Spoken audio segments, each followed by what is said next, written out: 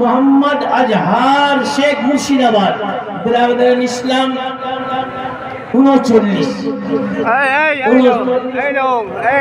ফজলার এই ছেলে যে ফজিলতের তাজ আপনাদের এই ইউনিভার্সিটি থেকে ফৈজানে কালিমি নিয়ে আপনাদের খিদমতে হাজির হয়েছে। এবারে কোররা যে সব চলে কারির পাক পাবে, কারির পাগড়ি পাবে। কারি কাকে বলে? সুবহানাল্লাহ, শুদ্ধভাবে আলির থেকে ইয়া পর্যন্ত এই মুখে কোন জায়গা থেকে সুবহানাল্লাহ শব্দ বের হবে, আল্লাহুস সামাদ, শুদ্ধভাবে কোরআন পড়তে পারে তাকে কারি বলা যায়। তাই আপনাদের ফৈজানে কালিমি সুবহানাল্লাহ 8 জন